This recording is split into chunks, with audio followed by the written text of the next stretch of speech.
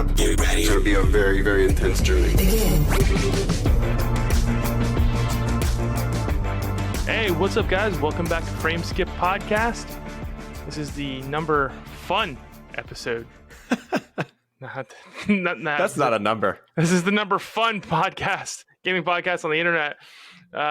Episode 26. I'm joined by the lovely, the amazing Austin Eller. Hey, Seth, how are you doing? Hey, Austin, how are you doing? Hey, Seth, how are you? Pretty good, man. I have just been chilling this last whole week. And yeah. I don't know. Was I on last week? I don't think I was I? No, you weren't. It was just Coach and I. Yeah, I don't remember what I had going on, but yeah, you ditched us. I didn't ditch you. I just had something going. I'm pretty sure if you go back through, I've been the most consistent member of this podcast. I'm pretty sure. I think you're right. I think out of all of us, you've been on the most episodes, if I'm not mistaken. One could say I'm a natural born leader. Yeah, I guess so. I know I've missed at least probably 5 or 6 episodes of the 26. So I just have nothing going on in my personal life. So yeah, that's all there is to that. But this past week, I've been doing nothing but playing Final Fantasy 14. That is every waking moment that I'm not working or sleeping, I'm playing Final Fantasy 14. I just can't stop. I'm a monster. So, but you beat the most recent patch, right? Didn't you? I think you said you did it. The story portion of it. Yeah. So what have you been doing now? I got my samurai to level 80, my dragoon to level 72, my miner to 75, my armorer to 71, my red mage to 55. Nice. It's been leveling up a whole bunch of classes. That's pretty much it. I mean, like there's a lot of work to be done when you're leveling up, especially like the miners and crafter. And I went miner and armorer. But they added a new catch-up mechanic in the game called the Ishgard Restoration, and you can get like stupid amounts of XP. If you dedicated one whole day to it, you could probably get, if you had enough money, theoretically, you could get your crafter up to 80. But if you dedicated like one whole day to it, you could get your miner up to 80 in one day as well. So do you have to pay for this, or how does it work? No. It's basically like they're adding a new housing ward in the game, but they're making the players work for it. So every time you craft something, every time you mine something, it's putting points on that server towards the next level of this Ishgard Restoration. And once they reach the final phase, then there's going to be a giant housing area there open up. Which pretty That's interesting. Yeah, but it's server by server basis. So theoretically, one server is going to get it before everyone else. Well, our server had some guy that was like buying all the plots. Oh, really? When I last played, it was like one single dude that was just buying everything. So I'm pretty sure they put a limit on it, and now what you have is people on alts in different free companies buying up plots and stuff like that. It's a mess, but I think the positives outweigh the negatives in the housing situation, because like it creates a sense of community when you can actually go to someone's house and it's not like phased out. So like you can buy a house, or the free company buys a house in one of the areas, and you can actually walk around and explore and talk to different people and like see what other people are doing in that area, which they're pretty neat little areas. But it does create an issue where people are sitting there clicking a button for 10 hours trying to get a house. And here's the thing too, is that like that could be completely solved if they just set it up like real life, and the people that owned the houses could sell them to individually. Yeah. Like just make it so that like you can sell it directly to a person. Yeah. And you might be able to do that. I'm not sure, but I don't think so. I never heard of anyone doing that, so I don't think you can do that. I'm not really into housing in Final Fantasy 14, but I do know that they call it the housing savage. You know how like they have their difficulties? They call it housing savage because people like spend hours and hours and hours, like an entire day grinding to get these, just clicking a button over and over again to get these houses. That's insane. Yeah, it's like pretty messed up. They need to make a better system for sure, but like I said, I think it's an interesting thing that not every MMO has. Yeah. Well, I mean, on one hand, it is kind of neat that it's like so limited, and there is like a kind of, I don't know what the word is, but there's like more of a interesting aspect to the housing. But I've just heard so many issues with like people trying to get houses and they just cannot. Right, so. and I think it is a problem that if you want to get a house, like you just can't go get one. Yeah. But at the same time, it's like what like do we want them to water down the housing situation in Final Fantasy 14 in order to make it so that everyone can feel special and get a house? Yeah. I don't know. It's just it's a little weird to me. And then you hear other stories that I've heard other stories of people just walking up and finding an empty plot and buying one. And it's like, well, yeah, whatever. But I did switch servers. I switched to my buddy's server last week, and that was rough because I had to go through all our old friends on Lamia and my friends list and just delete them off my friends list. And I shed a single tear that went down my face when I was doing it. But yeah, so I've been pushing strong. Still going after it. I've been streaming it quite a bit lately on Twitch, even though you don't stop by ever, which is fine. Yeah, I'm over it. Sorry. No, it's fine. I'm there in spirit. Yeah, it's fine. Hey, if it makes you feel any better, I don't really stop by Elijah's stream either. So, well, I mean, I'm very unbiased in my love for both of you. Let's be honest. I'm more entertaining than Elijah. So if you're a subscriber of Elijah, it wouldn't hurt to come subscribe to me too, or follow me. Sounds like you guys need to have a Twitch fight. It's follow on Twitch, right? You can subscribe. But that's only if you're a bigwig. Yeah. Okay. Yeah. I'm getting there. See. Someday I'll get the Twitch fame. Well, you can subscribe to Elijah's channel. So is he? He's still better than you. Yeah, we'll see. Yeah. We'll see. Not for long, Elijah. I am coming for that gold, buddy. I have 21 followers now, Elijah. So nice. Prepare for that business. I feel like streaming is so hard to get into though, unless you're like on a set schedule. Yeah, I agree. I mean, like you really got to be dedicated to it and not have a life. Yep. So that's all you've been playing though? Yeah. I bought Kingdoms of Amalur, the collector's edition on Amazon, and they never sent it to me. Now, Amazon is supposed to send you the games and get them on release day. Yep. But the day before Kingdoms of Amalur came out, I looked at it and it said no delivery date available. We'll let you know when we have a delivery date. And I was like, oh, that's weird. So I called Amazon and they were super unhelpful. The lady's like, the game's not out yet. And I'm like, no, I understand the game's not out yet, but I pre-ordered it. And it's supposed to be here on release date. And she's like, oh, let me go talk to my supervisor. And I'm like, okay, well, she's going to go talk to her supervisor. Like, I'm sure they'll figure this out. She comes back and she says, yeah, you have a pre-order guarantee. So as soon as we have the item, we're going to send it to you. You'll be the first to know. And I'm like, no, like, okay. I just was like, okay, fine. So then over a week went by. It's coming up on 2 weeks, I think. That the game came out. And yesterday I finally got the money was taken out of my account and they're finally sending it to me, the collector's edition. Lord. And I'm like, geez, guys, I almost feel like I should call them and tell them about it because I've gotten no explanation. I've waited, a week and a half, almost 2 weeks for the game, and it was supposed to be there on release day. So I don't know if because it makes me I don't want to pre-order games through Amazon anymore now. You know what I'm saying? Yeah. Well, I haven't had too many issues with Amazon. The one time I did though was I think it was Mario Kart 8 on Switch. For some reason, I had pre-ordered. And they just didn't send it to me. I mean, it was the same exact situation you were in. I was like trying to cancel it, but they wouldn't let me cancel it because the money was taken out. But it didn't ship for like a week after they had taken the money out. So it was very odd. But I was like, look, I just want to play the freaking game. Like I honestly don't really care if it's like digital or physical. Just I want to play it. Right. And so eventually they were like, okay, well, we'll give you the digital copy as long as you return your physical copy. I was like, that's fine. So at least they helped me in that situation. But I know with obviously a collector's edition, that's a little different. Yeah, I mean, this was something I was really looking forward to because obviously, I love Kingdoms of Amalur. It's one of my favorite games from the PS3 and Xbox 360 generation. But I digress. What have you been up to? Honestly, not a whole lot. I picked up. Again, kind of spurred off of last week where Nintendo announced the new Hyrule Warriors game, the prequel to Breath of the Wild. I finally went back and picked up Hyrule Warriors Definitive Edition on Switch. Nice. Which I already had the Wii U and 3DS versions, but I needed the Switch version still because I just have a thing for Zelda games. I do try and buy all of them physical if I can.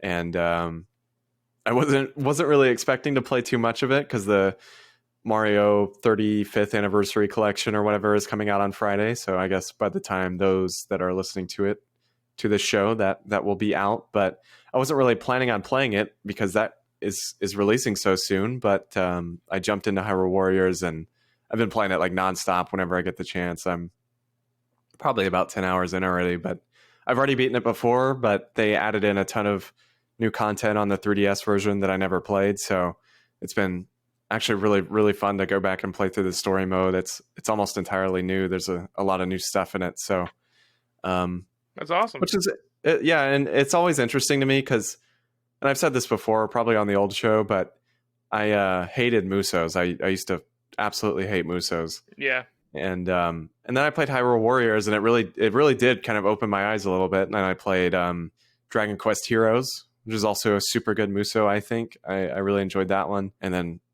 Fire Emblem Warriors I played. But I think I have a newfound appreciation for Musos. I think I will say it does depend on kind of the IP associated with it. Like I'm definitely going to pick up the Persona one whenever that comes out west. Yeah, I mean, like if it has a good story, like I can pretty much tolerate almost any gameplay for a story. Yeah. But I will definitely give Persona 5 a try. I think eventually. Yeah. So I'm excited for that one. And like I said, I never played Dragon Quest Heroes 2. I need to play that one still at some point. But I don't think I'm necessarily a fan of the mainline games. I've tried a few of them, and I just don't really care. But the Dragon Quest games? No, sorry. The mainline Musos, like the Dynasty Warriors. Dynasty Warriors, yeah. I just don't really care. Like, I don't care about any of those characters, but I don't know. Right. Slap a Zelda, Fire Emblem, Dragon Quest coat of paint over it, and I'm in. I get it. But yeah, that's really all I've been playing, though. Honestly, is that.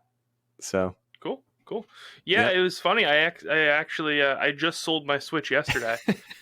Yeah, I was going through and I was like sitting there and I was like, well, I actually don't have any more room for PS4 games.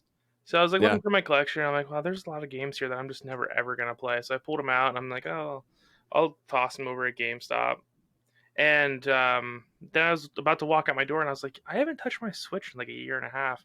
Like I played Xenoblade Chronicles for about 10 hours. That was it. Like the definitive edition. And then I was like, that was it. That was the last game I played. I didn't even like Fire Emblem Warriors. And then I was like, well, I'm not doing anything with this thing. There's no games in the future that I'm going to play. So I grabbed that and I tried to trade that in a GameStop, but I didn't have the Joy-Con like slider pieces on it. Oh, yeah. And I asked, I was like, well, how much are you guys going to give me? And he was like, well, you know, it's $150 for trade-in.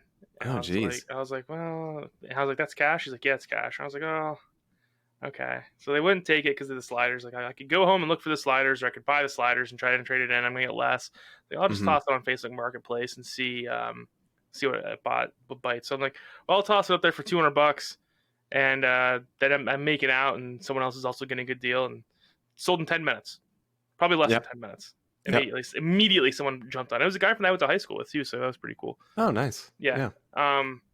Because I was able to just meet up. I was like, I know he's not gonna screw me or anything. Yeah. So. Yeah. It was pretty cool. It turned out well, and then you told me that like some of them are going for over $400. Yeah, like I sold mine in April for $450 on eBay. Yep. I was like, woof, that sucks. It was my launch model, my 3-year-old Switch that someone paid $450 for. And, on one hand, I'm like, do I feel bad about it? Maybe a little bit. On the other hand, am I a scalper? Am I like buying a bunch of these Switches and selling them for $450? No. Well, it's also like people want that specific model because you can hack them. Yes. Yeah. Because you can bust them wide open and play pretty much whatever you want on them, which I tried to do, but it's kind of a pain. I mean, not really. As far as like hacking consoles goes, one of the easiest, because you just have to short out. You just have to short out the right Joy-Con and put the firmware on the SD card and launch it. But it's also a soft mod. I didn't want to do that all the time, and I just have this like weird problem with mobile games, man. Not mobile games, like portable systems, handheld. Yeah, I just can't do it. I don't know like, why my brain doesn't work like that, but it's just like I can't concentrate. I'm not enjoying myself like playing something in my hands. And I used to like I when I was a kid, I used to play the Game Boy a lot. I had the PSP, and I used to play the PSP a lot when it first came out. And then somewhere along the lines, I don't enjoy playing portable consoles anymore. And the Switch is just it wasn't for me. But actually, when I was going through my games, I was like, oh, I have a 2DS, and I completely forgot I even owned one of them. I had no idea, dude. I completely forgot I had a 2DS. And did you sell that too, or you still have it? No, I still have it. I found it after I went okay. GameStop. But one more funny story about this. Mm-hmm. I'll let you move on. Yeah, they would not take Mass Effect Andromeda. Wait, they would not take it? No, he's like we don't take Mass Effect Andromeda anymore. And I'm like, really? He's like, yeah. He's like, because we got so many of them and we can't sell them. So GameStop as a corporation will not accept Mass Effect Andromeda for a trade-in. Well, you know what I noticed too was. And this is the only game I've purchased at GameStop within like the last 5 years. But Andie and I both picked up Assassin's Creed Unity at GameStop because that was the only place we could find it. And it was like $5 there or something. Mm-hmm. So we both went and got copies because we were trying to play it together until we found out that it's only like side missions that you do together and the whole story is not co-op. Oh, okay. I've been misled for years on that one. But anyway, we went to get it. And there was like one copy on the shelf. And I was like, hey, do you guys happen to have another? And he like goes in the back and he brings out like 45 copies of this game that like people have traded in. I was like, dear Jesus Christ. Oh, yeah, so I have a feeling Assassin's Creed Unity is probably another one of those games that most places do not take. Yeah, but like my whole time dealing with GameStop, I've never known them not to take games. I mean, eventually they have a cutoff for like the sports games because no one wants to play them anymore. But like usually they still give you like 20 cents or something for them. But I've never known them to just be like, no, we're not taking this game. That's so interesting. Yeah. I've never heard of that, you know? What do you think about Andromeda? We weren't doing the podcast at the time. I didn't like it. I played the first couple hours of it, and I didn't like how you couldn't customize your character. And I didn't like I really didn't like anything about it, to be honest with you. Okay. I mean, like, because I thought all the characters sucked. I thought that the story was stupid. I thought it didn't make any sense how, like, oh, you know, by the way, we sent a ship to the Andromeda Galaxy. We just didn't tell you in the last 3 games. I was like, really, you guys gonna cop out like that? Like, I don't know. It was stupid. Yeah, I felt the same. I played about 10 hours and I was like, whatever. Yeah. I was just curious because like I said, we weren't doing the podcast at the time, and I don't remember hearing your thoughts on it. So, you know, BioWare has fallen so far. They used to be one of my favorite developers, and like, I was gonna actually this brings up because I wanted to ask the group. I guess it's just me and you. Do you think anybody cares about Dragon Age 4 anymore? Oh no! I mean, it's been in development so long. I mean, and they're still like, oh well, it's not anywhere near finished development. It's probably going to be until 2022, and it's like, wow, Jesus, guys, like, what are you doing? I mean, well, here's the funny thing: is Andromeda came out, everyone hated it. What I always forget is not only did people not like Andromeda, they also made freaking Anthem, which I always forget. Oh yeah, was made by BioWare, and that game was the biggest flop on the planet. Oh yeah, dude. Inquisition, I remember people kind of being high on it when it came out, and then like within a year, everyone was kind of like it just spiraled downward. Yeah, the public's opinion on Inquisition went downward, and so did mine because they did a lot of really lazy things with Inquisition, and it just I think people liked it because it was, you know, the beginning of the generation. It was the first real, or I guess, Western RPG we had that was next gen, and we were all like super excited. Look how good it looks, and it's a Dragon Age game. This is going to be a return to form for Dragon Age, and in some ways it was. And then they put all the really interesting story beats on the mission table in just text, and you didn't do any of them, so it was really stupid. I mean, it would be nice if the next Dragon Age is like an actual good game. I'd love to see BioWare kind of come back because, you know, we talked about it a couple weeks ago. But Mass Effect 1 through 3, I think, are still some of my favorite games of all time. I mean, they were just phenomenal freaking games. Yep, same here. And I would love to see that BioWare come back, but I really don't know that we're ever going to see that. Yeah, I don't think so. And honestly, I don't think we're ever going to see Dragon Age 4 because I think they're probably, or I guess it'd be 3. Is it 3 or 4 they're calling it? I don't think they've said, but I guess it would technically be 3. The next Dragon Age. I don't think it's going to come out because I think they're going to get cut by EA. I wouldn't be surprised. I think I they're would gonna, not be surprised. I think they're going to get cut by EA because they're remaking Anthem, and I don't think people are going to come back to Anthem. No, I think people are over the games as a service thing already. I think. Yeah. I mean, you even look at Destiny, and it's like, the hype behind Destiny was crazy, and then it came out and flopped. Anthem flopped. I'm trying to think of what other. I mean, Division has not done well. Like, I feel like just none of them are really taking off. Well, the one that's been holding on longer than anybody is Destiny, and people like Destiny too. And it has its dedicated audience. Yeah, but that's the only one that's ever been successful. That's it, man. That's it. The Division, like I think some people play the Division, but you don't hear about any community about the Division. Same for these other games, the service games. They just never gained a community, and I think it's probably because Destiny came out. And I think that's going to be the biggest problem that Avengers is going to run into, is that there's just no community. I already hear nobody talking about that game, and it's only been out for a couple weeks. Yeah, it's over. like the hype's gone. People played it for like a day, and then they're like, all right, let's move on to Fall Guys. Yeah, which is apparently a blast, and so is Among Us. And I don't have any online friends to play it. Well, let's play Fall Guys. Did you get it for free on PlayStation Plus last month? No. Oh. Yeah. Because I wanted to play it on PC, and I didn't get to I gotcha. do that because it's a really fun game. Andie and I played a lot of it together. It's a total blast. Have you seen this Among Us game that everyone's playing?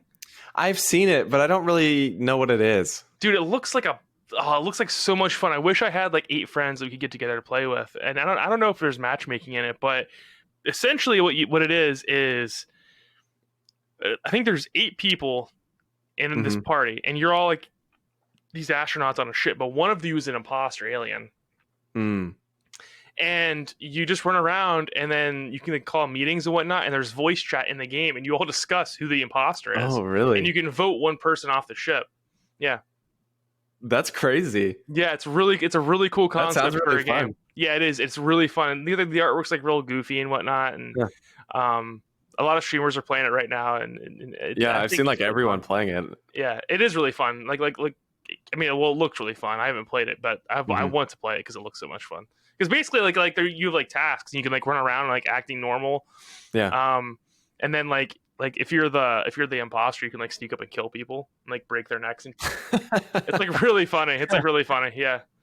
But yeah, I forget where we're at. I forget what we're doing. What we're talking about. We've been going on. We were just talking about games and whatever we were playing. Yeah. And all that stuff. But the big news today was the PS5 showcase. First up, let's just get this out of the way. The PS5, it's $500 or $400, and it comes out on November 12th. Yep.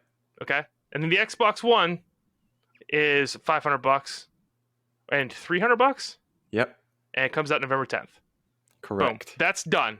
We have gotten that out of the way, because I'll be honest with you, Austin. After our last podcast, I was going to start every week now with, it's been 96 days since the PlayStation has been announced, and we do not have a release date. Yeah. But finally, it ended today. The 97-day streak ended. Yep. And I put a giant, not a giant, but a 15-minute video up on our channel about why I think that this generation's price and release date became so wonky and weird. I went into deep discussion about the history of PlayStation and Microsoft's rivalry in the last 7 years or so, and I think we've come to a conclusion that it's just coronavirus. Yeah, I mean, I feel like it has to be. I feel like that had to have been the reason. Well, basically, what I wrap it up at the end of the video was I think that originally it was a competition thing. Each one of them wanted to have the last word, and then coronavirus hit, and they didn't expect it to be as bad as it was, so they kind of were just holding on. And then it got to the 11th hour, and they still weren't sure how many consoles they could ship out and whatnot. And I think that what they were doing was they were playing a game of chicken originally for competition, and then what they were doing was they were playing a game of chicken. And Sony was probably like, "So is Microsoft really going to release this year? Because if they release, we have to release." And Microsoft was probably doing the same thing, like, "Well, maybe PlayStation will delay it," because I do think, from what I understand, everywhere is completely sold out of PlayStations already. All the GameStops that I have heard of are completely sold out of PlayStations. So, like, it's been announced for 4 hours. So, That doesn't surprise me. Like I said, I had the GameStop manager hit me up and see if I wanted one, and I said no. I turned it down. But yeah, man, they were announced today, and what did you think of the PS5 showcase overall? I thought overall it was really good. I mean, it pretty much had everything that we knew was gonna be in it. That leak about Final Fantasy 16 popped up a few days ago. I thought that was complete garbage. I thought it was too, but I there still was no way I was gonna believe that. Yeah, but it was still there, and so I wasn't too surprised when we saw it. And we saw more Miles Morales, which looks awesome, and Demon Souls, and I mean overall though, everything looked good. It was more of what I was expecting, I suppose. There was nothing really that was like, oh my god, I would say. I mean, now if Final Fantasy 16 had not leaked, I probably would have felt that way. But see, I still felt that way because, like, gun to my head, bet all the money in my bank account, even after that leak, if Final Fantasy 16 going to be this press conference, I would have said, no, it's a fake leak. Because there's no way. Like, I still don't understand why they announced Final Fantasy 16, because they're working on a new Kingdom Hearts game, and they're working on Final Fantasy 7 Remake Part 2. Just put everyone on Remake Part 2 for now. Like, that's what I was going to say, was I guess we can just go on and get into it and talk about 16 if you want to. Yes, but, please. Again, I wasn't that surprised because of the leak. I do agree with you. I think it's a little odd that they announced it. I am surprised that this is the next game for Final Fantasy. I just don't really know why. Like, it again, like you said, put everyone on part 2 of Final Fantasy 7. I mean, it was aside from what is it, Ghost of Tsushima, I think is now like the highest selling exclusive or something. I don't remember the numbers. I don't know. Yeah. It's like the second or third highest selling like PS4 exclusive. So it did super well. I mean, I just don't really understand why. And the fan base is crazy for it. Yeah. But see, this is the thing with Square. This is what they do. They announce games 5 years in advance. They never got over this. Right. This is such a 90s and early 2000s philosophy they have, where they're just like, okay, well, we're going to make this game, announce it at the next conference. And they're just like, okay, well, let's string together a CGI trailer and, a slight demo in the Unreal Engine, and we'll pretend like we have this game in active development, when in reality, Final Fantasy 16 probably hasn't begun active development yet. I mean, this is the same thing they did with Final Fantasy 7 Remake. They showed us a trailer that looked like gameplay, but it really didn't have, it wasn't even in full development yet. And then we got like we got the news like a month later that was like, oh, Final Fantasy 6 or 7 Remake has begun active development. We were like, what? Yeah. But this is what they do. And I think that this trailer is again just a concept trailer, because, and I went into this, I did a trailer breakdown video and put it on our channel as well, just like an hour ago. And there's what looks like gameplay in it, but it looks like super, super weird. If you watch like how the character moves and whatnot, and it's because the character isn't colliding with the environment, which tells me that it's probably a pre-made environment and the character is thrown into some Unreal Engine, and they just made it really, really quickly. So I don't think we're going to see Final Fantasy 16 for 5 years at the minimum. Oh yeah, I bet we don't see it till like 2024. The one glimmer of hope is that Yoshi P is working on the game, which is the Final Fantasy 14 guy. Yeah, we talked about that beforehand a little bit. That does give me hope. He's the producer on this game, so I'm hoping that turns out well. I mean, he was the guy that obviously brought Final Fantasy 14 from its grave and made it the best MMO to ever exist. True. Yeah, true. And if you watch the No Clip documentary, have you watched that? Yes. Oh, it's such a great story, man. I mean, he motivated his team to just work blood, sweat, and tears, and they were proud of their work at their end, because he said they were so demoralized from what from the reception of the game. Yeah, the reception of the game. So that he created this whole strategy to work on one small thing, and then build up upon it, and it worked for them, and they made all these deadlines, and it's a great story. But if there's anyone at Square Enix that I have faith in, it's Yoshi P. It's just that it's so hard for me to believe that we're going to be able to see Final Fantasy 7 Remake and Final Fantasy 16 development at the same time. And I'm worried that they're having trouble with Final Fantasy VII Remake because I don't see how that game comes together. Well, the other thing I kind of noticed in the trailer, and first off, I want to say, yeah, I could see what you're talking about as far as the kind of weird stuff when the combat and like actual gameplay was happening. I kind of noticed it too. Yeah, it looked a little like too kind of artificial, I guess is the word. I don't really know. Yeah, but it doesn't look good. The actual like cutscenes and stuff, however, I think the concept is really interesting. It looks more like kind of Western than most Final Fantasy games have ever been. Well, right, they went back to like the classic Final Fantasy, like before 7, they were all, well, I guess before 6, they were all like high fantasy games. Yeah, and I think that's pretty interesting to go back to that. I was hoping they weren't going to go with like the car and like all the stuff from 15. Like I just, as much as I love 15, it just doesn't feel like a Final Fantasy game, I don't think. Well, this is also the first time we have a main character that's not a warrior since 9. Yeah. He's a red mage, which I think is really fun. Yeah, I think that is pretty neat. I always choose mages in these kind of games, so I think that's pretty cool as well. But the one thing I was going to say, though, is there's a few shots of like the main character kind of like sitting around the fire, like with his comrades, I guess. Mm-hmm. And it is like just the vibe of it is identical to 15. Like the kind of like hanging out with your dudes, like. I don't know. I'm hoping that they kind of learned from 15. As much as I loved it, so many people did not like 15, and I'm hoping this is not just more. So the real tragedy to Final Fantasy 15 is that if they had who was the guy that took over? Nomura got kicked out. Kitase? Oh gosh, I don't remember his name. Kitase. It definitely starts with a K. Yeah. Is the guy that took over. Yeah, I'm almost positive Kitase is the guy who took over.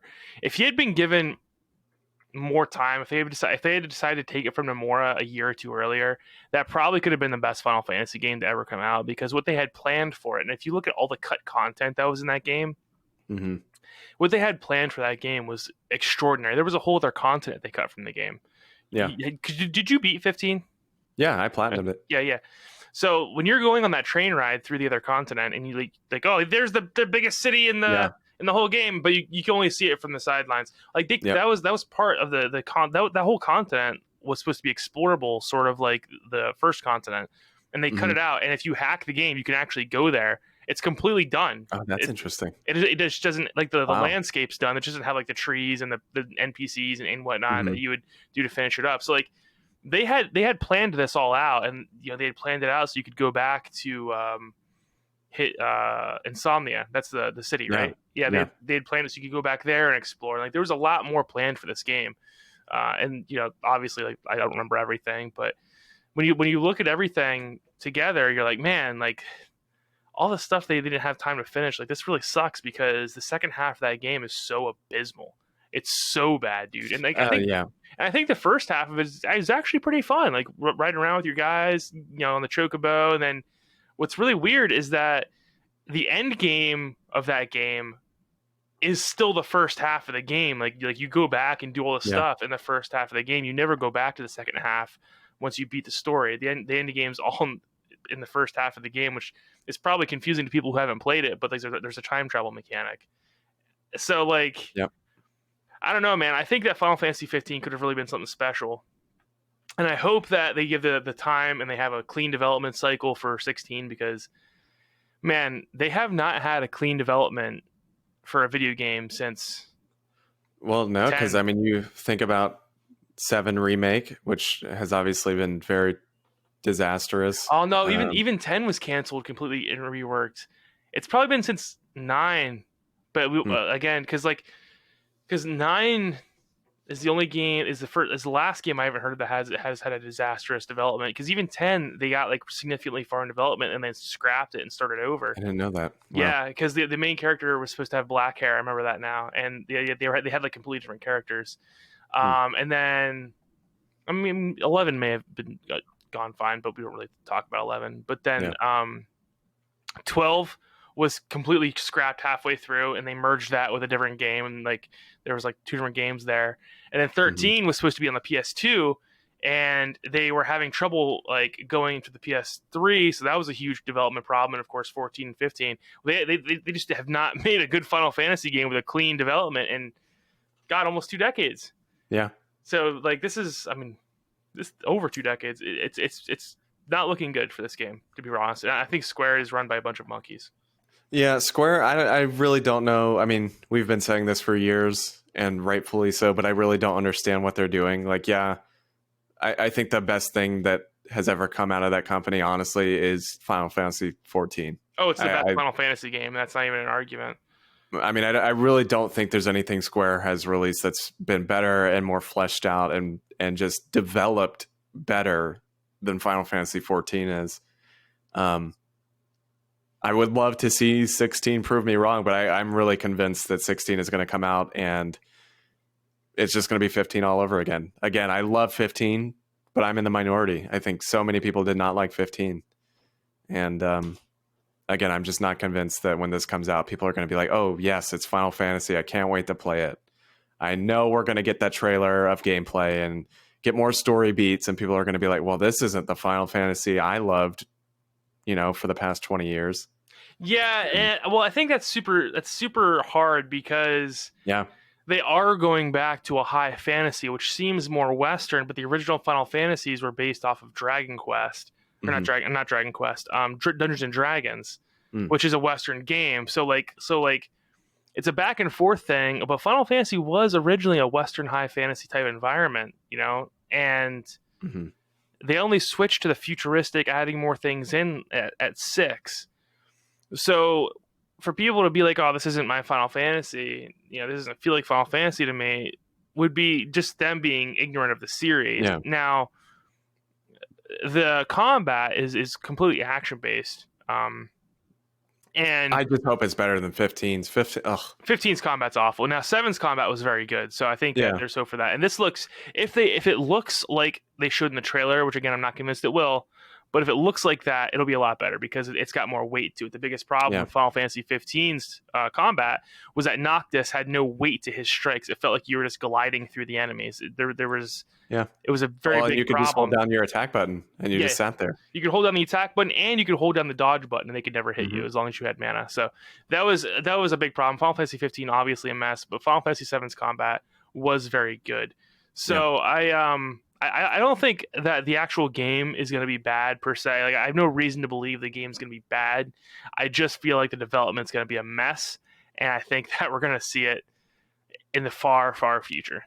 Yeah, and we'll see another trailer 2 years from now, just like they did with 7.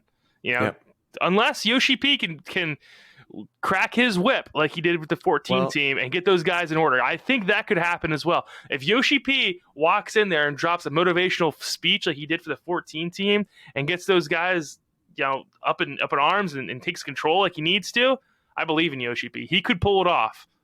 Well, I was going to say on the PlayStation blog, on the article about 16, he's the one writing it. And he says next year there will be like an update on the game. So we'll see more of it. And he said we'll also see something big for 14. So, because it's gonna be time for the patch announcement. I think you're right. I mean, I think hopefully he kind of reins everybody in. And he's like, hey, let's make a awesome Final Fantasy game and let's get it out in a few years. I hope this is not, like you said, I hope it's not 2025 when we see this game. It would be great to see this game in 2022, man. Like fall 2022. Yeah. I would love that. And then I'll eat my own words. I'll stick my own foot in my mouth, and I'll be like, "Square's back, baby. We got it. Yoshi P's in control now. We're good." But until then, until Nomura, as long as Nomura still has his tendrils in Square Enix, I won't let it go because Nomura just has a habit of just messing with everything. You're telling me you're not excited for Kingdom Hearts 4.48767 days over half? No, dude, they're making a rhythm game now. Did you see the rhythm game they're making? Yeah, but it's not. There's no story importance. It's just a rhythm game. I don't care, man. How are you gonna slap me in the face with the absurdity that was Kingdom Hearts 3? Just the absolute insult to who I am as a person. That was Kingdom Hearts 3, and then just be like, "Oh, we're making a rhythm game as well." Yeah. Well, I was concerned that people were gonna have to play it to get story, and at least it's not that. It doesn't matter though, because there's no story in Kingdom Hearts anymore. Now there's time travel. Yeah. So dude, I hate it. There's so much hatred in my soul for Kingdom Hearts now after playing through 3 that like I probably won't ever say another nice thing about Kingdom Hearts the rest of my life. Like it's just too complicated. It's too complicated. It's not like it's fine to have a complicated story, right? But you have to end it somewhere. You have to tie it all together at some point. And that was supposed to be 3. That was supposed to be the end of the Xehanort saga. That's what they had told us for years. And then when 3 came along and it didn't answer any questions, and you could skip literally 90% of the game and not miss a single story beat. And at the end, they just add more questions. And then we're like, okay, well, that kind of sucked. And they're like, oh, don't worry. There's going to be an expansion, and it's going to fix everything. It's going to fix your problems. They add the expansion, which doesn't fix any of the problems, adds in more questions, because now apparently Sora can switch bodies like some sort of evil succubus demon thing. He can possess people. So, like none of this makes any sense, dude. And I'm over it. I'm done, man. Like, Kingdom Hearts is dead to me. It's been dead to me since 3 came out and crushed my soul. And I did everything in 3. I got the ultimate weapon, and I'm over it now. I liked Kingdom Hearts, but I never got super into it. I only played like a few of the games, but it just got to the point where I was like, this is too much. Like, I'm never going to catch up, and I really don't care. Did you play 3?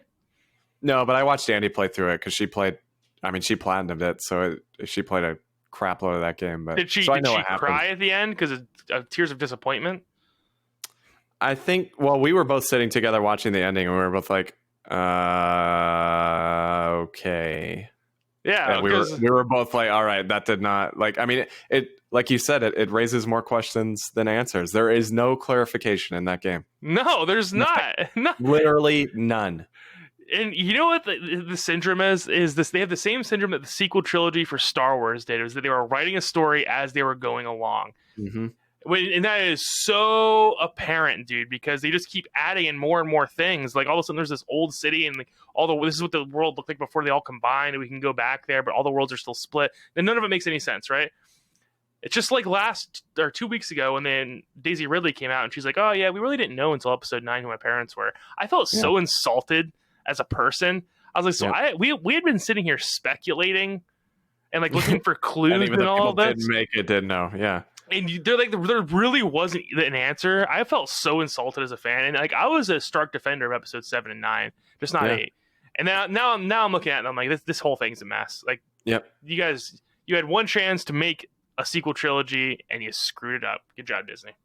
How can Disney spend so much money and just allow them to just fly by the seat of their pants and just not have a story and just like wing it? I don't get that, man. I have no idea. I don't get it. I really don't know. We have a lot more to talk about though than Final Fantasy. We do. So what else was shown? Miles Morales was shown a little more. That's about what I was expecting to see from Miles Morales. It looks like Spider-Man. It does, and they announced it's coming to PS4 as well. So it's in this week, by the way.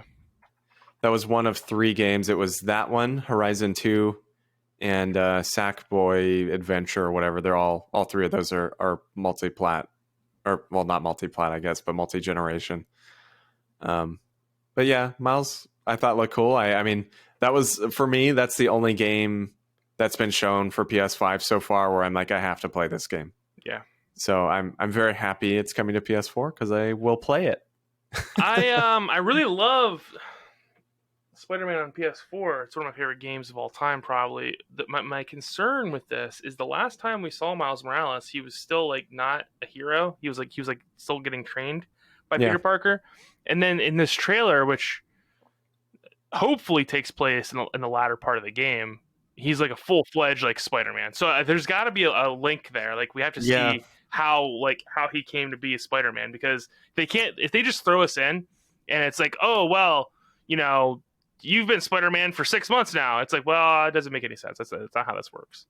I was going to say, they said 6 months, but I feel like 6 months is not enough time to like be, you know, the Spider-Man we're seeing in this game. I mean, it might be, you know, it might be like Peter Parker became Spider-Man, you know, pretty quick, but like, I guess that's true. I just need to know like what happened, you know, in like between train, like the last time, because like the last time we saw Miles Morales, he was still asking Peter Parker to teach him how to web swing. So it's, you know, and now he's like flying through cars and holding bridges up with his bare hands. And we'll see. I'm excited for it. I'm curious who the villain's going to be. I know they said the Tinkerer is going to be in it, which I don't think anyone really cares about. That's a horrible villain. I have a feeling that's probably just one of the small villains. Also a DC villain. Oh yeah, you're right. But they did also announce with the PS5 version, I think there's like a $70 version that comes with a upgrade of Spider-Man PS4. So that's pretty cool, I suppose, if you've never played it. And it does come with like all the DLC and stuff, and 60 frames per second, which is nice because it was only 30 on PS4. But I loved Spider-Man PS4, so I'm still very excited for Miles Morales. But I'm sure we'll touch on it at the end of this conversation. But the second they announced that it was coming to PS4, I was like, well, don't need a PS5. So I just wanted to correct myself. There's a Tinker in both Marvel and DC. Okay. So interesting. Yep. I think it's a bad move probably for them to release it on PS4 as well. It's a consumer-friendly move, but I'm not too surprised by it though. I mean, if it's the same New York and it's like the same engine, I can't imagine they really changed that much graphically to the point that like it's gonna be hard for it to launch on PS4. Well, I just think people are expecting this to be like a full-fledged game, and it's not. It's probably 10 hours long, Yeah, because what they said, I think it was $40 is the price. Yeah, it would have been a nice thing for like. I just feel like people that buy a PS5 might feel ripped off if all these games are also coming to PS4, because the exclusives aren't great at launch for PS5. I don't think, are they? Let me find the list. It's Spider-Man, so Miles Morales, which is not an exclusive. Well, yeah, I guess you're right. Demon Souls, Astro's Playroom, which is just going to be a tech demo. Destruction All-Stars, which is that one like Destruction Derby game they showed at the last kind of PlayStation thing. And then again, Sackboy, A Big Adventure, which like you said, same thing, also on PS4. So really the only like big PS5 game is Demon Souls, I would say. And that's not a game that everyone's going to play. Those are the exclusives. Now there's more third-party games that aren't exclusive. Oh yeah. I don't know, man. I'd probably feel a little ripped off buying a PlayStation 5 day one. I don't know. Because there's nothing there to make me need to buy it. I can play Miles Morales on the PS4. Well, and like I said, that's why I'm going to wait till next year. They did announce at the end, which I thought this was a very odd announcement and very kind of thrown in last minute. I feel like to kind of be like, kind of get people to go out and buy a PS5 with the knowledge that this game is coming. But they showed off literally the logo for God of War 2, and that was it. And I was like, okay. Well, we got the release. We got the release date as well for God of War. Well, it's 2021. Yeah. Yeah. So we know it's coming next year. Yeah, and I mean, cool. I'm excited for it. It was my favorite PS4 game, but just knowing that it's not till next year, I'm like, again, don't need a PS5 right now. Yeah, I agree. I'm not. I really don't need a PS5 right now. The next game we saw was Hogwarts Legacy, which is the open world Harry Potter game. That's not an exclusive. That's coming to PS5, Xbox Series X, and PC. I know you said you're not excited for it. I think what I saw was like pretty impressive. I'm excited for it. I mean, I've never been like huge into Harry Potter, but again, as I said before the show, I'm just not really a fan of J.K. Rowling recently for obvious reasons. But I was never like big into Harry Potter either. So honestly, I probably wouldn't have been excited for this game either way. But I mean, I've never been a fan of J.K. Rowling either, even going back to like years and years ago, because she would just change things at will and add things at will that weren't in the books, obviously. Yeah. She's like, oh, this has always been like this. So it's like, no, and it hasn't. But the game looks good, and I'm not going to bail on the developers that like poured their heart and soul into this game because J.K. Rowling sucks. So it does look good. It does look good. I'm curious how it turns out. I know this dev team, I think, is the team actually that did the Disney Infinity games. Yeah, which I actually liked. I didn't mind the Disney Infinity games. No, I mean, it just sucked how much like money you had to pour into it. Yeah, well, and they were like a huge deal for a while there for a reason. I mean, people loved them. So I know this is a much different kind of game compared to what they've made before, but it seems like they can handle it. I mean, they've been working on it for like 5-6 years at this point. So it looks pretty neat. Yeah, the game leaked, and there was it's like an extremely substantial leak that happened because you saw like the whole gameplay and stuff. It was pretty interesting. Yeah. The next thing we saw was the PlayStation Plus collection, which lets you play a bunch of PS4 classics on the PS5 at launch. Now, I thought this was weird that people thought this was a big deal because I thought this was a given, but apparently I was wrong. That your PS4 digital games would be able to play on the PS5. I thought that was a given, but apparently... Yeah, I don't know that... I mean, I don't think anyone should be surprised by that. I'm not surprised by that. Yeah, but they did announce it. But okay, so I guess I should clear this up because it's not that you can play the PlayStation Plus games in your library. Once you get PlayStation Plus, you get access to all these games that are on the list, which is God of War, The Last of Us Remastered, Uncharted 4, Battlefield 1, Monster Hunter World, Fallout 4, Final Fantasy 15, The Last Guardian, Ratchet & Clank, Infamous Second Son, Days Gone, Bloodborne, Detroit Become Human, Batman Arkham Knight, Mortal Kombat 10, Persona 5, Until Dawn, and Resident Evil Biohazard, which is 7. Yeah. So a lot of games, a lot of really, really good games there. They're all... No, they're not PlayStation exclusive. They're definitely PlayStation 5. Most of them. Though. Yeah, most of them are PlayStation exclusive. I think it's pretty cool. Yeah, it is cool. I mean, God of War, Last of Us, Uncharted 4. Now I'm kind of over The Last of Us because this will be the third generation it's on. But God of War, Uncharted 4, Monster Hunter World, Final Fantasy 15, Ratchet and Clank, Infamous Second Son. Like these are all great games. Like these are all great games. Yeah. And Persona 5 is one of my favorite games of all time. So. Odd choice not to do Royal, though, but I guess it was maybe just they were throwing the cheaper titles on there. I don't know. Well, you also notice that we get Monster Hunter World, not Iceborne. That's true. Yep. That's true. I think it's cool. I was a little disappointed, though, because at first I was like, is this the PS5 like version of Game Pass? Like, are they trying to compete with Microsoft? But no, it doesn't really seem like it. It seems like it's just going to be kind of this set of old PS4 titles. And well, I mean, it kind of is. Like you're still you don't have to pay anything for this collection. So like but from my understanding, like it's like only these. Like this is all we're getting. Yeah, I mean, I don't know. I don't know if they've confirmed that. There might be other things added in. Yeah, they haven't said much I think about things will. I think things will get added in and shifted around, but I still don't think it's like the 150 games on Game Pass or anything. I think it's just kind of a small set of games. But either way, it's still cool. I think it's especially neat for people that maybe didn't own a PS4. Yeah. Being able to play games like Bloodborne, God of War, I think are a pretty big deal at no added price, essentially, if you have PlayStation Plus. I mean, like, I know you guys are super high on Game Pass. I'm not. I mean, I have Game Pass on my PC, and I've played maybe, I played one game on it, which is No Man's Sky. And like, I know, like, them getting the EA deal is big to me, but there really isn't anything for me on Game Pass that I really care about. It's just a lot of them are crap games. I'm gonna be straight up with you. Like a lot of them are crap. So like, there might be 150 on there, but like a lot of them are crap.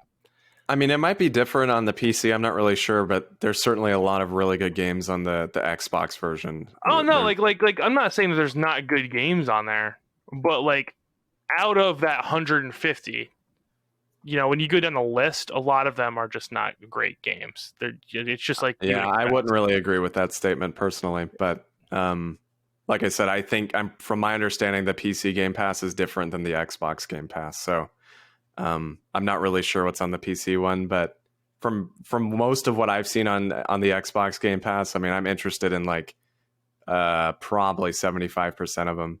I mean, because I'm looking at Xbox or the PC Game Pass right now, and I'm looking at A Plague Tale, Age of Empires, Age of Wonders, Alien Isolation, Alvastia Chronicles, Ape Out, Ark Survival Evolved, Astro Gastier, Astroneer, Bad North, Battle Chasers Night. Where like a lot of these are like small games. Now there's big ones too. Like Dishonored 2 is on here, Darksiders 3, Dead Cells. But there's not games that I need to play. Yeah, I get it. I mean, not everyone's into that library, but it certainly speaks to me. I think the thing for me is too, like I've mentioned before, I really try not to buy that many games, and so I'm a big fan of kind of having that and just saving money. I mean, it's only $10 a month, which is crazy. Goat Simulator's on here, bro. You want Goat Simulator? Yeah, I love that game. Huge fan of Goat Simulator. It is fun for like an hour to see how stupid and ridiculous it is. I did play a little bit of it, but no, again, I'm not denying that this is a really cool collection. I was hoping for a little more than just a bunch of old PS4 titles that I already own. But again, it's very cool that all these titles are going to be just added into PlayStation Plus. Yeah, obviously with Game Pass, you have to pay more for Game Pass on top of Xbox Live. So with no cost involved, I think it's a good deal. Yeah, absolutely. I actually have to remember to check these Game Pass before I buy games on Steam, because I just bought We Happy Few and I saw We Happy Few's in Game Pass just now. So I'm like, well, that's $10 I could have saved, but yeah, I got it for super cheap anyway. It doesn't really matter. Let's see here. Anything else? $70 DualSense. And it is confirmed that the PS5 is the biggest console in modern history. It's ridiculous how big this thing is. I love it, dude. Throw that bad boy right in front of my TV so I can't see it. Well, I'm curious. I don't think the spec said how much it weighs. Does it? Oh, no, it does. 4.5 kilograms. How much is that? I know the Xbox Series X, they just came out and said it's like 10 pounds. So I was like, Jesus Christ. Yep, same thing.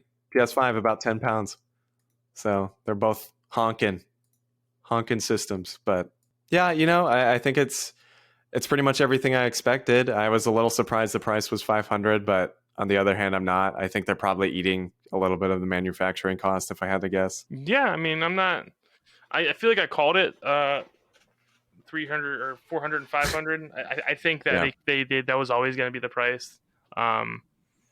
They may have tried to pump it out to 600 had Xbox not went down to 500, but it's whatever.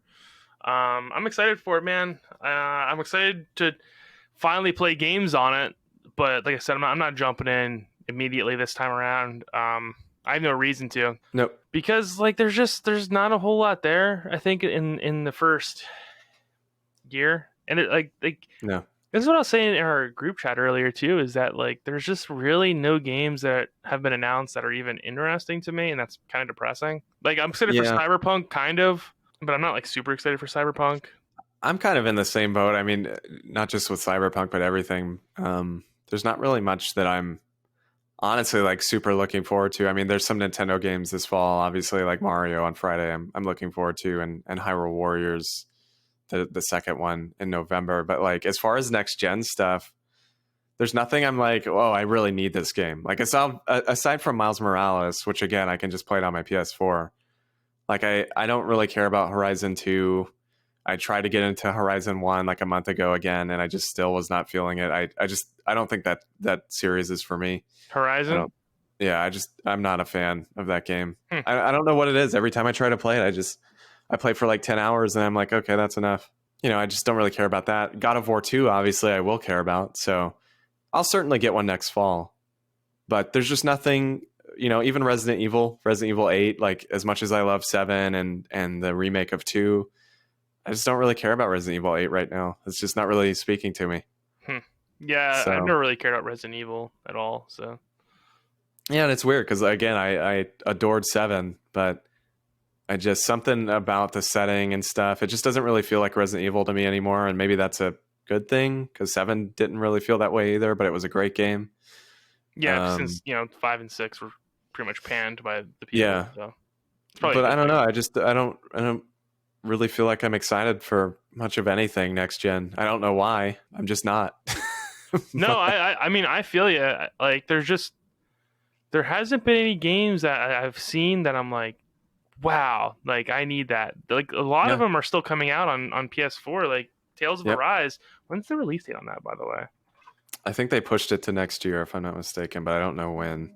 I'm super excited to Tales of Arise. It was delayed until after 2020. Damn. Yeah. So that, I mean, there's still games coming out on PS4 and current gen, obviously, as well. Crash 4 comes out soon. It might be Friday. Crash 4 comes out. Supposedly, which this might be announced before the show is posted, but supposedly the Mass Effect trilogy is PS4. So I'll play through them again. I can't wait to see that. I'm surprised they didn't show it. If they were going to announce it this week, I'm surprised they didn't show it at this event. Yeah, I was a little surprised by that too. But No, I mean, there's just so much still coming out on PS4 and Xbox One and Switch even that I don't know. I have really no desire to upgrade right now. And the only way I will, and we didn't talk about this last week because it wasn't really announced yet, but they said the Series X is also $500, but they have this kind of financing option where it's $35 a month. And I think you do it for 2 years, or you can like pay early, obviously, which was what I would definitely do. But it's like 2 years. You pay $35 a month. You get Game Pass Ultimate and obviously a Series X, which is a pretty good deal because if you do the math, you're technically saving like $50 compared to buying the Series X straight up. How are you saving $50? It is literally less than it is to buy a Series X and 2 years of Game Pass. It is cheaper to do the financing plan than it is to just straight up buy 2 years of Game Pass and buy the Series X. Are you sure about that? Is there interest on Positive. Nope. 0% APR. And there's no down payment required? That's the only thing I'm unsure about. Because that would make a lot of sense if there was a down payment required. I'm not entirely positive about that. So that could be how it would be around the same price. But for anyone listening, though, I feel like yeah, this needs to be said to people very clearly.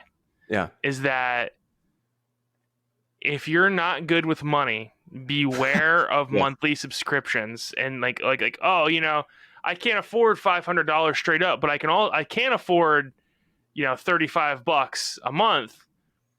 Like a lot of people fall prey to this type of behavior. And I'm not saying this Xbox specifically. I'm just trying to make a general statement here. Oh yeah. Like a lot of people fall prey to this. Like the I would call it like the Rent-A-Center type scam, where it's like I'm not good at saving my money, so I can't afford this expensive item, but I'm willing to pay monthly for it, and it ends up hurting me over time because when you buy something from Rent-A-Center monthly, it ends up being like twice the amount that it would be normally. But people are willing to do it because they don't want to save money, Yeah. And it's generally like these type of, now what it sounds like the Xbox isn't doing this, but it sounds like these type of plans prey on the lower middle class. Yeah, and I don't think that's really the case here. From what I can tell. And like you said, I'm not sure about the down payment, so that could be how it's cheaper. I mean, you might have to pay something up front, but again, there's no APR at least, so there's no interest. I mean, you're certainly not going to be paying more than what you would to just buy it, straight up. But that would be the only way I would buy a system anytime soon. I just really am not in the mood to drop $500 plus, another 200 or so on more games and stuff. I don't really feel like it's worth it right now for next gen. We'll see. I just think I have too much to play, and too much is coming out still on the systems I own. See, I'm on the opposite side. I feel like I don't have anything to play. And there's just nothing that's speaking to me. Like, at least like you like Mario and like the Nintendo games, at least you have them. I don't like them. And like, there's just no like the serious RPG type games coming out for me other than Tales of Arise next year. Yeah, and like I don't hate like shooters and whatnot. Like, I've been playing Apex and stuff. I'm not gonna. They're not gonna get me all worked up. You know what I'm saying? Yeah, I mean, I think things have been kind of hit or miss this year, obviously because of COVID and everything happening. I think it's overall, if I could change anything, I mean, I would say let's launch the next gen systems next year. I don't really feel like it's just a good year to launch these things. Like, there's just nothing really happening. Like, I really don't know what is coming out on next gen that anyone really needs or wants. Yep. It just feels like a bad year to do it. But again, I know they can't really just like straight up change production and do all that stuff. I know this was like set in stone long ago. Right. I mean, I see where you're coming from. I certainly, if I was not a Nintendo fan, I don't know what I would be excited for. Yeah. Honestly. Yep. Like, exactly. There's just not much of anything. Even Cyberpunk, like I'm just not excited for it. Like, I just don't really care, which is sad because I know so many people are excited for it. And I hate to be that guy, but I just really am not in the mood to play through that game. Like, I know it's going to be too freaking long for me. Well, you should. Your schedule should start clearing up soon, right? Yeah, hopefully, whenever I'm full time, which should be within the next month. Yeah. So You should try having more time. Yeah. For me right now, definitely a no-go on the next gen. And I'll stick with my Switch and my Pikmin and my Hyrule Warriors and whatever else it is, and my Mario, and those are really the only new titles I'm going to be buying this fall. So Yep, I'm with you, man. Except without any of the Nintendo games, just sticking to what I got now, and we'll still report on the next gen. But yeah, certainly. I know Elijah's getting next gen, and yeah, I'm not sure if Coach is, but we'll still have some comments here. So, yep. All right. Well, anything closing you want to talk about and say? The only closing thing I want to talk about is tomorrow there's a Nintendo Direct Mini, and leaks have been going around this past week that they are announcing a new Monster Hunter game on Switch, and like very, very soon. And so I'm hoping to God that Monster Hunter on Switch is announced tomorrow, because if that's the case, I never need next gen ever again. You'll be sucked in for a long time. Yeah. So we'll see. You'll know if you're listening to the show if it was announced or not. Maybe I'm completely wrong, but I hope not. So, all right. Well, that about wraps it up this week for Frame Skip episode number 26. Thank you for joining us. Remember, we are available on Podbean, Apple Podcasts, Spotify, Google Podcasts, Stitcher, iHeart, TuneIn, and YouTube. If you could leave a review for us, I would really, really appreciate it. It helps spread the show, helps get our name out there. And if you have a question, remember to answer it or send it in at bit.ly/frameskipq. And by the way, the capitalization in bit.lys do matter. I figured this out myself. Oh, really? Yes. If you type in frameskipq, well, I'm gonna have to change it's that. all lower. It will not come up. All right. Well, I'll adjust that before this airs. Then I'll have two versions of it, where one is like lowercase and one is capital. Well, let me make sure. Let me be. No, you're right. I just positive. Yeah. Okay. I just did it. Yeah. Okay. Well, sorry about that. I didn't know that. Yeah. Thank you, though. Yep. And then you can hit us up on our email at frameskippodcast@gmail.com, or hit us up on Twitter at frameskippod and facebook.com/frameskippod. I am your host, Seth Slakehouse. You can get me on Twitter at Seth S. Taylor, Elijah at Local Lizardman, and Austin at Austin J. Eller. And, well, until next time, guys, thank you for joining us once again, and we'll see you next week on Frame Skip. See you next week in a Monster Hunter Switch-filled world.